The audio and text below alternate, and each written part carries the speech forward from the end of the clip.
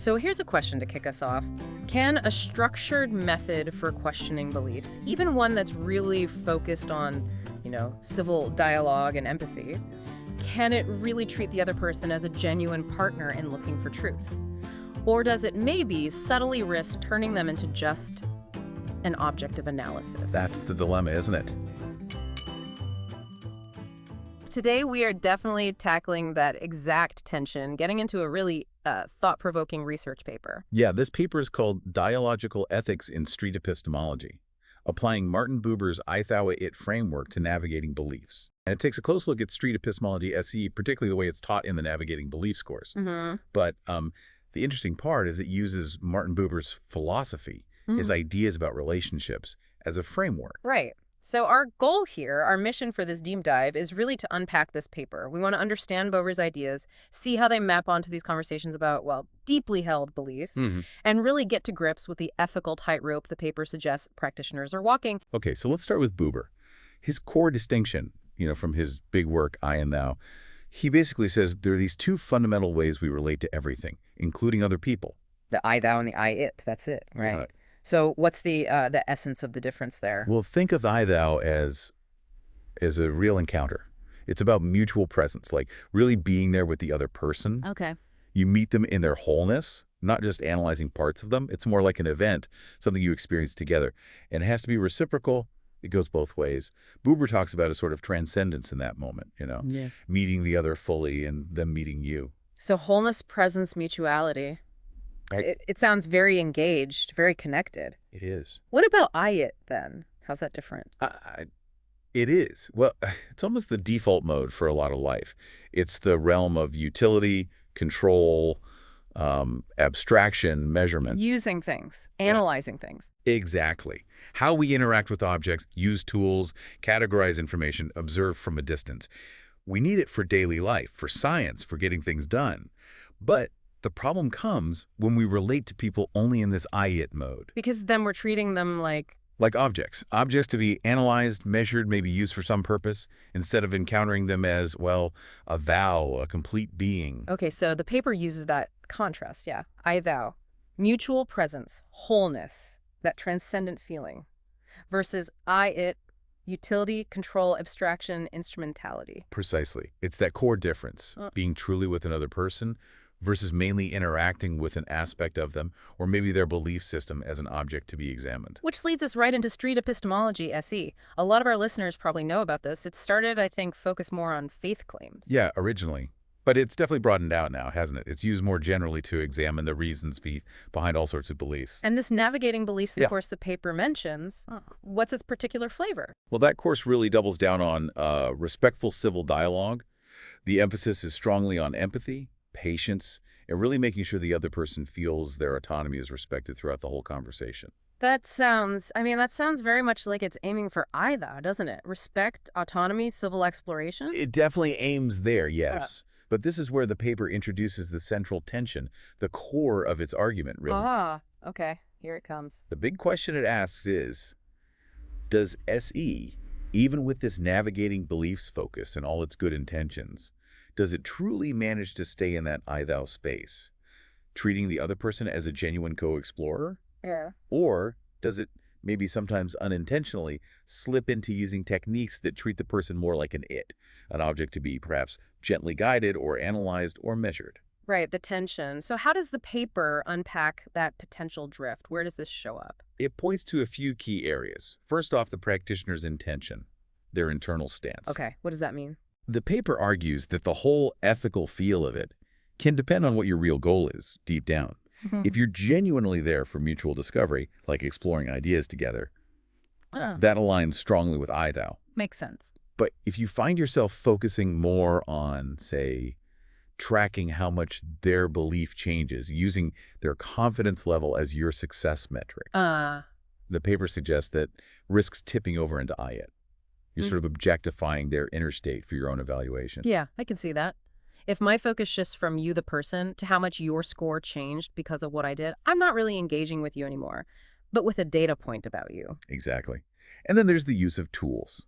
SE often uses things like confidence scales or specific Socratic questions. Right, like on a scale of 1 to 10, Oh, or digging into the why behind a belief. the paper sees these as, well, dual-edged swords. They can absolutely support an I-thou relationship if you use them with genuine curiosity, openly, with consent, helping the other person clarify their own thinking. Great. But there's a risk. They can easily reinforce an I-it dynamic if they're used sort of mechanistically. Or if the person asking the questions is really just focused on steering the conversation towards a specific outcome they're hoping for and measuring with those tools. So the tool takes over, and the person becomes the subject the tool is used on, rather than a partner using the tool with you. That's a good way to put it. Yeah. And there's another layer which is pretty significant: public sharing. Ah, yeah. Recording conversations and putting them online. Right. Now, there can be educational value there, obviously, but the paper really flagged the ethical complexities. Oh, so. Well, publishing these conversations, even if you have consent, it creates this inherent asymmetry. It can easily turn the person you talked with into an object of display for potentially thousands of people. That public performance aspect, the paper argues, can kind of violate the mutual presence and intimacy that's core to an I-thou meeting, especially if it's not handled with incredible care and transparency about how it will be used and ongoing respect for the person. Wow, yeah. That's a really important point. Even with consent, showing someone's maybe vulnerable thought process to the world shifts it. It's not just that private thou encounter anymore. It's presenting an it for public consumption. It really underscores the responsibility involved. But look, the paper isn't just doom and gloom. It does offer some practical suggestions for practitioners who want to stay oriented towards I-thou. Okay, good. Let's hear them. How can someone doing this kind of work navigate away from that I-it drift? Well, the recommendations are pretty concrete. First, state your purpose clearly. Be upfront about why you're having the conversation. Is it really mutual exploration? Let them know. Transparency helps build that I-thou foundation. So, no hidden agendas. Just be straight about what you hope to achieve together. Exactly. Second, center their autonomy. Always. Make it super clear, super easy, and genuinely okay for them to stop the conversation anytime. No pressure. They need to feel completely in control of their participation. That feels fundamental to respecting them as a thou. Yeah, giving them that power. Absolutely. Am I signing up for a channel? Or am I trying to impress a herd of cows? Click subscribe. It's cheaper than hay and twice as fun. Third, mirror vulnerability. This is interesting. The paper suggests the practitioner can balance things out by sharing some of their own related beliefs or doubts or uncertainties. Ah, so it's not just one person under the microscope. Right. It shows you're also a person figuring things out, not just an analyst applying techniques. Makes it feel less like an interrogation, more like a shared human thing. That feels very I-thou, showing your own I authentically. Fourth, reflect before posting. If you record, the paper says you really need to think hard. Does posting this truly honor the person's dignity and agency long term? Is the way it's presented treating them as a thou or reducing them to an it for the audience? That ongoing ethical check is crucial. Definitely. And finally, fifth, oscillate thoughtfully. Look, the paper gets that you use I-thou. It tools the scales, the questions. The key is to use them consciously in service of the I-thou relationship, not the other way around. The tool helps the connection, it doesn't replace it. Exactly. The tool is there to facilitate mutual understanding and exploration. The encounter with the person must always remain primary. The person is the subject, not the object of the tool. Okay, so pulling this all together, what's the paper's final take on where methods like navigating beliefs stand? Well, the conclusion seems to be that while these methods genuinely try for respectful, curious dialogue, and they do have real value in helping people examine beliefs, their very nature, being structured, having tools, having a goal, even if it's just exploration, means there's this constant potential risk. The risk of slipping into I-it. Yeah. That drift is always kind of lurking. Yeah. The things that make the method structured and potentially effective also carry this inherent danger of objectifying the person you're talking to. That's a really nuanced takeaway. The structure itself creates the tension. It seems so. And it implies that anyone doing this work, or frankly, anyone having important conversations, needs constant vigilance. A conscious effort to keep coming back to presence, mutuality, seeing the whole person, not just their arguments or beliefs as things to be dealt with.